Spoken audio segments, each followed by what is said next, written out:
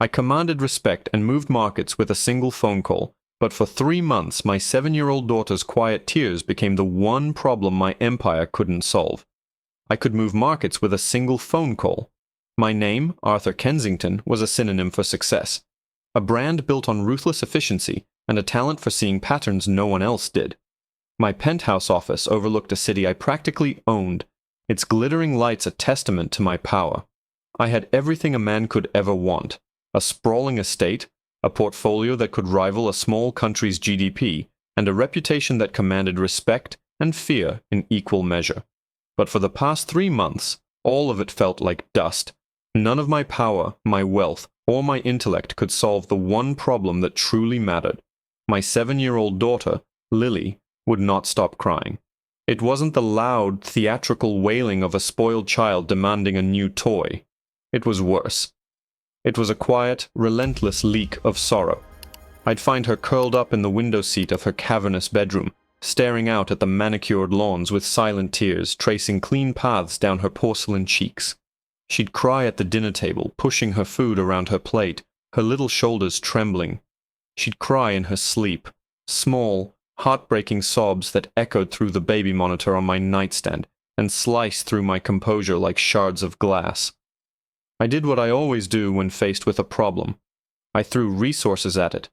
I bought her a pony, a perfect miniature stallion with a coat like spun gold. She stroked its nose once, whispered, "Thank you, Daddy," and went back to her room to cry.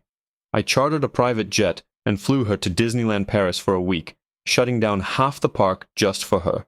She offered a watery, polite smile for the pictures and was silent the entire flight home. I hired the best child psychologists in the country, men and women who charged $1,000 an hour to sit in ornate chairs and ask Lily about her dreams.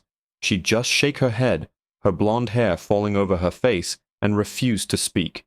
They gave me useless pamphlets on childhood anxiety and billed my accounts. My world, once a fortress of certainty and control, was crumbling from the inside out. I was failing in the one role that couldn't be delegated or acquired. I was failing as a father. Her mother, my late wife Amelia, had been the heart of our home. She had been the laughter, the warmth, the magic. Since her passing 2 years ago, I had tried to fill that void with things. But things couldn't hold a crying child. Things couldn't sing a lullaby. The only person who seemed to make any headway was Ilara, our head housekeeper. She was a quiet, unassuming woman in her late 40s, with kind eyes and hands that were never still. She had been with us since before Lily was born, a silent, steady presence in our lives. While my staff walked on eggshells around me, Ilara moved with a gentle confidence. I started noticing that Lily's crying spells would sometimes subside after spending time with her. I'd watch from my study window as Ilara would lead Lily by the hand, not towards the playground or the tennis courts, but towards the far edge of the estate, where the manicured gardens gave way to a wilder, untamed wood. They would be gone for an hour, sometimes 2. When they returned, Lily's eyes would still be red-rimmed and puffy, but the deep, soul-crushing sadness seemed to have receded. There would be a smudge of dirt on her cheek, a leaf in her hair, and a strange, fragile calm about her. I asked Ilara once what they did. She just smiled softly and said, "We just walk, Mr. Kensington. We listen to the birds." It was an answer so simple, so utterly inadequate, that it infuriated me. What was she doing that my millions couldn't? My frustration finally boiled over one Tuesday afternoon. I was in the middle of a brutal conference call, closing a deal that would make me another 100 million, when I heard it again. The faint, muffled sound of Lily's sobbing from the hallway. I slammed the phone down, my patience shattered. I strode out of my office and found her standing by a large vase, her face buried in her hands. Ilara was there in an instant, kneeling, whispering something I couldn't hear. Lily's sobs quieted. Ilara took her hand, and without a word to me, led her out the back door and towards the woods. This time I followed. I kept my distance, using the ancient, sprawling oak trees for cover. I was the master of this domain, yet I felt like an intruder, a spy in my own kingdom. They walked a path I never even knew existed, a faint trail winding through thick ferns and past forgotten stone benches. They walked for nearly 15 minutes until they reached the far boundary of my property, a place I hadn't visited in years. There stood a high, old stone wall, completely covered in a thick green blanket of ivy. It looked like the ruin of some long-forgotten structure. I thought it was a dead end, but Alara stopped before a section of the wall that looked no different from the rest. She reached out, pushed aside a heavy curtain of ivy, and revealed a small weathered wooden door, so old and gray it almost blended in with the stone. It had a simple, rusted iron latch. She opened it, ushered Lily inside, and closed it behind them, the ivy falling back into place, making the door vanish as if it were never there. I stood there, hidden behind a tree, my heart pounding in my chest. A secret door, a secret garden. What in God's name was back there? For an hour I waited. My mind raced with 1,000 possibilities, each more absurd than the last. Finally, the door opened again. Lily and Alara stepped out. Lily was holding a single, perfect white rose, and she wasn't crying. She looked peaceful. After they were long gone, I approached the wall, my footsteps silent on the mossy ground. My hands trembled slightly as I pushed aside the same curtain of ivy. There it was, the door. It was unlocked. A faint, sweet scent, the smell of damp earth and blooming flowers, drifted out from the crack. I could hear a low, gentle humming from within, the same simple foreign lullaby Alara would sometimes hum when she thought no one was listening. My hand closed around the cold iron latch. I had to know. I had to see what secret this woman was keeping from me, what magic she possessed that could soothe my daughter's broken heart. I took a deep breath and pushed the door open. The air that hit me was different. It wasn't the sterile, temperature-controlled atmosphere of my estate, nor the polluted air of the city. It was thick, sweet, and alive. My eyes, accustomed to the muted grays and polished silvers of my world, struggled for a moment to process the sheer assault of color. It was like stepping from a black and white film into vibrant technicolor. This wasn't a garden in the way my landscape architects understood the word. There were no rigid patterns, no meticulously trimmed hedges, no segregated flower beds. This was a beautiful rebellion. A riot of wildflowers I couldn't name grew in tangled clumps alongside fragrant herbs and rambling rose bushes, heavy with blooms of crimson and pale yellow. Stone pathways, crooked and uneven, were softened by moss growing in the cracks. Wind chimes made of old silverware and colored glass tinkled softly from the branches of a gnarled apple tree. It was a small space, no bigger than my formal dining room, but it felt infinite, a self-contained world humming with the buzz of bees and the flutter of butterfly wings. In the center, a small stone fountain, little more than a basin, trickled water with a soothing, hypnotic sound. And the humming. It was louder in here, clearer. I followed the sound, my expensive leather shoes sinking slightly into the soft earth. Tucked away in a corner, hidden behind a curtain of weeping willow, was a small, weathered bench. And there, kneeling in the dirt beside a patch of vibrant blue flowers, was Alara. Her back was to me. She was tending to the plants, her movements deft and loving, humming that same simple, haunting melody. She was completely at peace, a part of this place in a way I could never be a part of my own home.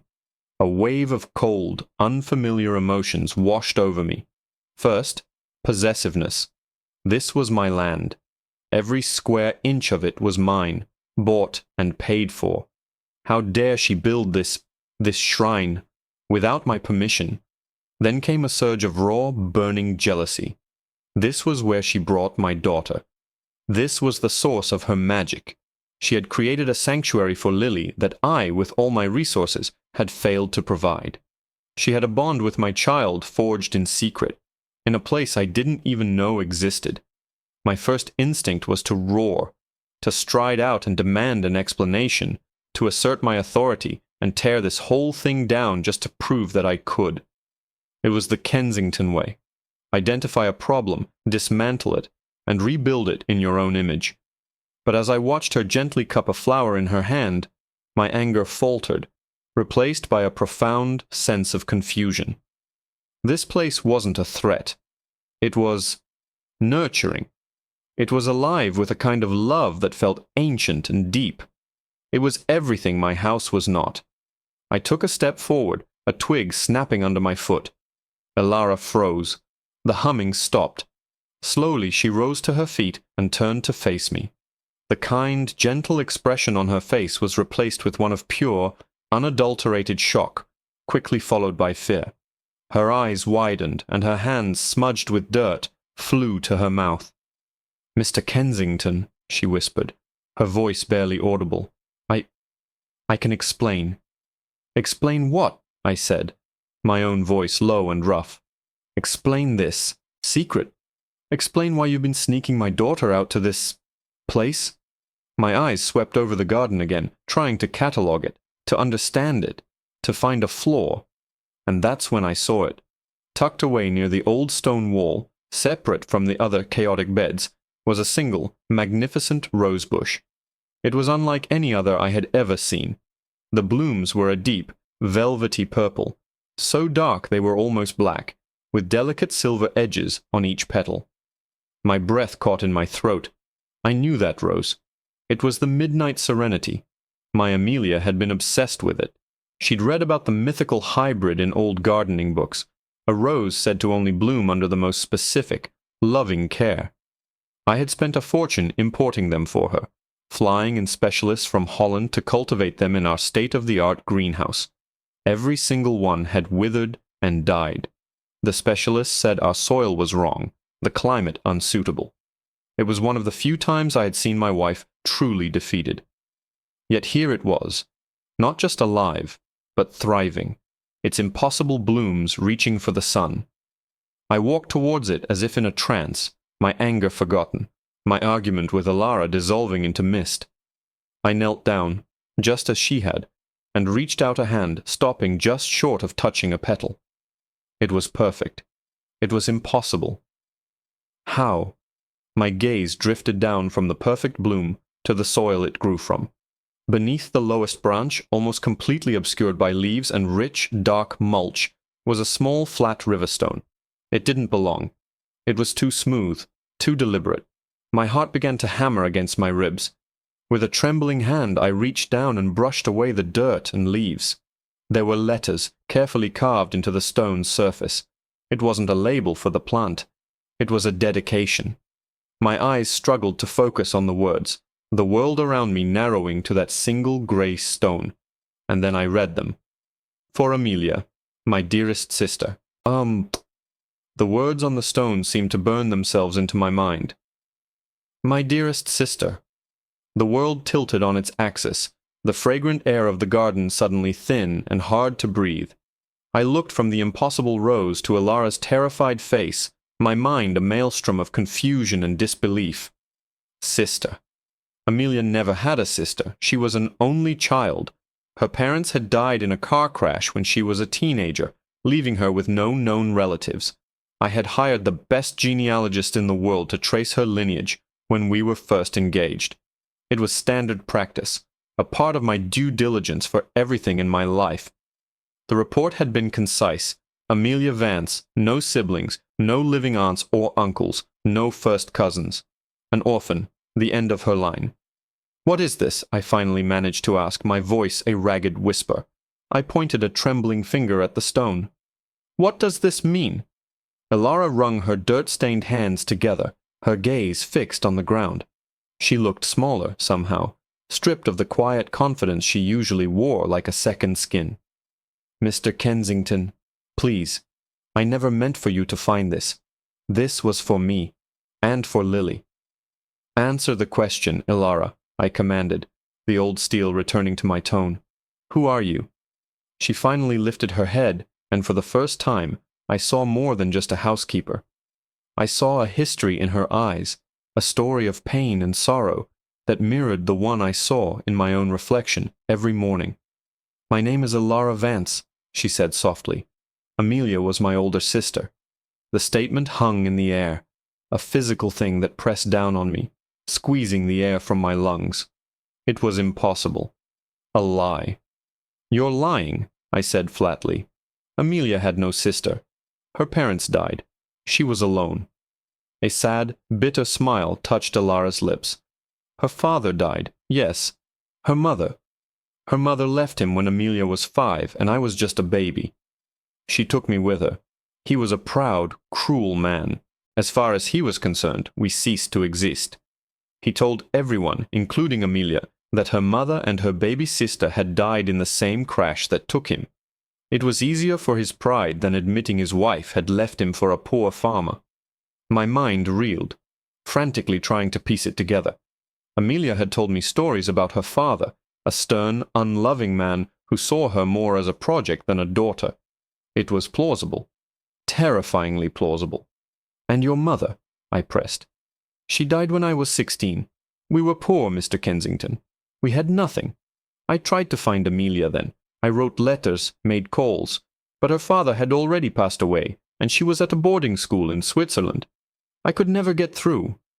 By the time I had saved enough money to try and find her properly, she was Amelia Kensington. She was a fairy tale princess, living in a castle. And I was just me, a gardener's daughter with dirt under her nails. What could I have offered her but trouble and embarrassment? So I watched from a distance. I read about her in magazines. I saw her picture at charity galas. I was so proud of her, so happy she had found you." Her voice broke, and a single tear traced a path through the grime on her cheek. "When I read that she had passed, it broke me. And then I saw an advertisement. Kensington Estate was hiring household staff. I thought maybe I could just be close to her memory, close to her daughter. I never intended to say anything. I just wanted to watch over Lily, to give her a piece of the mother she had lost, a piece of the family she never knew she had." Every word was a blow. This quiet, unassuming woman who had moved through my home for 7 years wasn't just an employee. She was family, my daughter's aunt, my late wife's sister. She had been there all along, a ghost in my machine, watching, grieving, loving in secret. The garden suddenly made a terrible, beautiful sense. It wasn't just a collection of plants, it was a living memorial, a testament to a love I never knew existed. Each flower, each herb, was a memory of the sister she had lost. And the rose, the midnight serenity. "The rose," I said, my voice hoarse. "How?" "It was our mother's favorite," Alara explained, her gaze softening as she looked at the impossible blooms. "She always said it needed more than just the right soil or sun. It needed to be talked to, sung to. It needed love.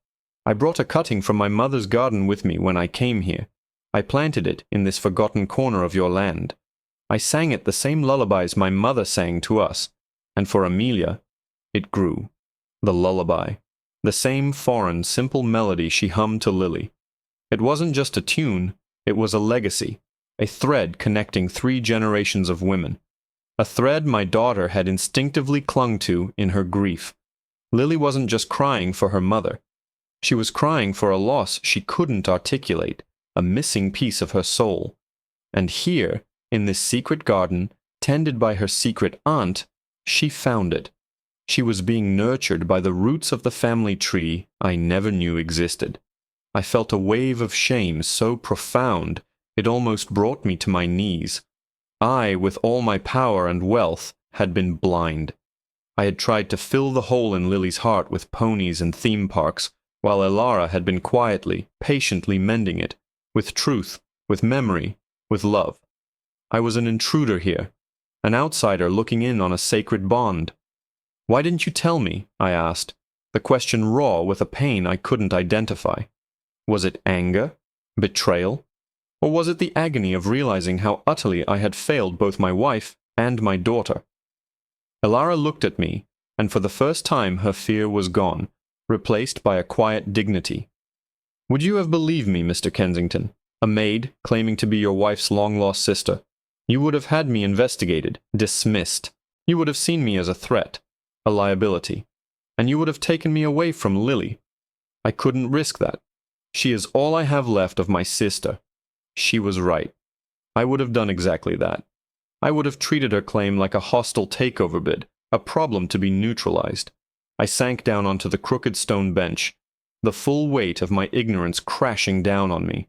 I had been living in a house of ghosts, and I hadn't even known it. I looked around the garden at this vibrant explosion of life, and I saw Amelia everywhere, in the stubborn wildness of the flowers, in the impossible beauty of the dark rose, in the gentle strength of the woman standing before me. "She feels her mother here, doesn't she?" I said, more to myself than to Alara. "Yes," Alara replied softly. "Children know things we forget. This garden, it is full of her mother's stories. I tell Lily about the flowers Amelia loved, the songs our mother taught us. It's the only way I know how to keep her memory alive for her." A heavy silence fell between us, broken only by the trickling fountain and the gentle song of the wind chimes. My world had been irrevocably altered. The foundations I had built my life upon had turned to sand. I looked at Alara, my maid, my employee, and saw her for the first time, my sister-in-law. Then a new chilling thought pierced through my confusion, cold and sharp as ice. Alara had been here for 7 years. She had watched Lily grow from an infant into a little girl. She had been there through it all, the fevers, the scraped knees, the bedtime stories.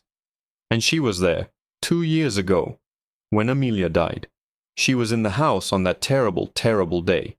A day that the police had ruled an accident, but one that had always left a splinter of doubt in my mind.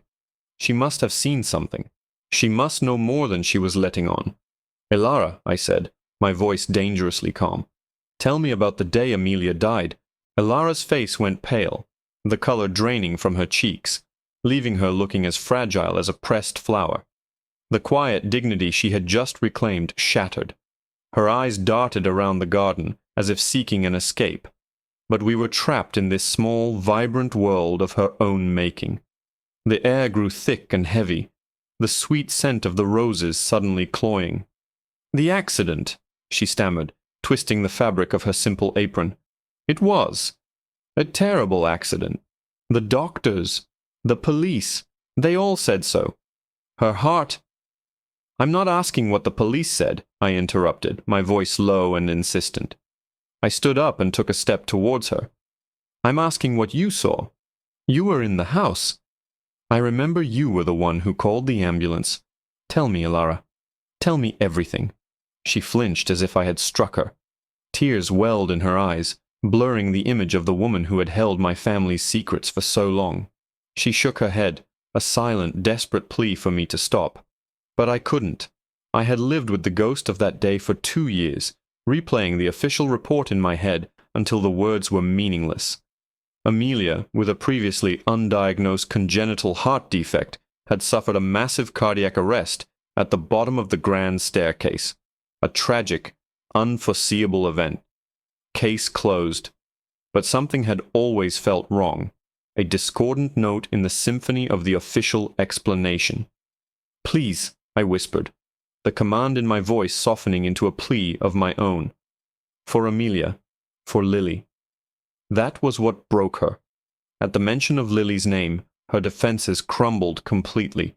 A sob escaped her lips, a raw, ragged sound of grief held back for years. It wasn't a sudden attack, she finally choked out, her words tumbling over each other in a rush of confession. She had been feeling unwell all morning, dizzy spells, a tightness in her chest. She kept brushing it off, saying she was just tired. My own heart clenched. Why didn't she call a doctor? Why didn't you? "I begged her to," Alara cried, her voice rising in anguish, "but she was scared. Not of being sick. She was scared of you." The words hit me like a physical blow. "Scared of me? What are you talking about? I loved her." "I know you did," she said, her voice dropping to a near whisper. "But your love was a cage. A beautiful, gilded cage. Everything had to be perfect. The perfect wife, the perfect home, the perfect life. Amelia knew about her heart condition. Our mother had it too. She was diagnosed a few months before she passed away. She had an appointment with a cardiologist scheduled for the following week, a private one she found herself. She didn't tell you because she was terrified that you would see her as flawed, as a damaged asset. She thought you would wrap her in cotton wool, control her every move, or worse, that your love would cool if she wasn't the flawless woman you married. Every word was a nail in my coffin. I saw it all with horrifying clarity. Amelia's increasing fatigue in her final months, which I dismissed as the stress of managing our social calendar. Her insistence on privacy and alone time, which I'd interpreted as a need for space, not a cover for secret doctor's visits. I had built a fortress of perfection around us, and in doing so, I had made it impossible for my own wife to be vulnerable with me. She had been dying, and I had been too busy admiring the architecture of our perfect life to notice the cracks in its foundation.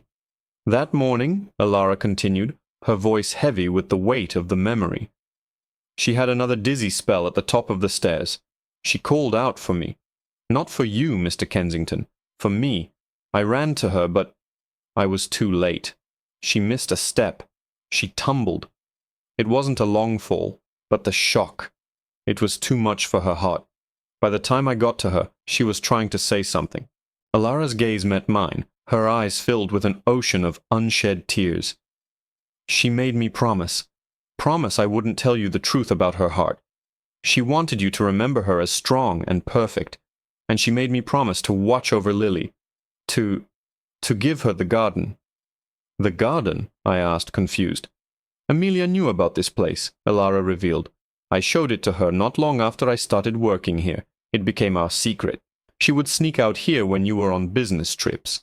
She said it was the only place she could breathe, the only place she could be just Amelia, not Mrs. Kensington. It was her idea to plant our mother's rose here. She said, "If anything ever happens to me, Alara, bring Lily here. Tell her our stories. Don't let her grow up thinking life is a balance sheet. Let her get dirt on her hands." That was her last wish. The truth washed over me, devastating and cleansing all at once. Lily wasn't just crying for her mother. She was crying from the suffocating perfection of the world I had built for her. A world without stories, without secrets, without a place to get dirt on her hands. Alara hadn't been keeping a secret from me. She had been honoring a sacred promise to her sister. She had been giving my daughter the one thing my billions couldn't buy, a connection to her mother's soul. I sank back down onto the bench, the strength gone from my legs. The beautiful rebellion of the garden was not against me, but against the sterile, loveless world I had created. It was Amelia's last will and testament, written in soil and petals. I looked at Alara, truly looked at her for the first time, not as an employee, but as the keeper of my wife's legacy, the guardian of my daughter's heart. "I am so sorry," I said, the words feeling utterly inadequate. "I'm sorry for your loss, for our loss, and I'm sorry for how I've treated you." A fragile understanding passed between us. The titles of billionaire and maid dissolved, leaving only two people united by a shared love for a woman and a little girl. That evening, I didn't go back to my office. I found Lily in her room, curled in the window seat, staring out with those same sad, old eyes. I didn't offer her a toy or a trip. I sat down on the floor beside her. "Lily," I said softly, "I learned something new about Mommy today. Did you know she had a sister?" Her head snapped towards me, her blue eyes wide with surprise. "Auntie Alara?" she whispered. My heart ached. She knew. Of course she knew. "Yes," I said, my voice thick with emotion. "Auntie Alara. And they had a secret garden, filled with their mother's favorite flowers. Would you like to go there with me?" A tiny, watery smile touched her lips for the first time in months. A genuine smile. She nodded, slipping her small hand into mine. We walked out the back door, past the manicured lawns and the empty, perfect playground. I didn't follow from a distance this time. I walked beside her, holding her hand, letting her lead me down the hidden path. When we reached the ivy-covered wall, Lily pushed the curtain of leaves aside with the ease of long practice and opened the small wooden door. She led me into her mother's world. We didn't talk much. Lily showed me the midnight serenity rose, telling me it was Mommy's favorite. We sat by the trickling fountain and watched the butterflies. Ilara joined us, not as a housekeeper, but as family. She brought out a small watering can for Lily, and together they tended to the flowers. their hands covered in rich, dark earth. She began to hum that familiar lullaby, and this time I didn't hear a strange melody. I heard a story. I heard a legacy. Lily wasn't completely fixed. Grief is not a problem to be solved. But for the first time in a long time, she wasn't crying. She was planting. She was connecting. She was healing. And as I sat on that weathered bench, watching my daughter laugh as she splashed water on her aunt's cheek, I realized my entire empire was meaningless compared to this small, secret patch of earth. I had spent my life acquiring things, but the most valuable thing I could ever possess was a memory, a story, and a family I was only just beginning to understand. The tears finally stopped, not because I had bought a cure, but because we had finally found our way back to the garden.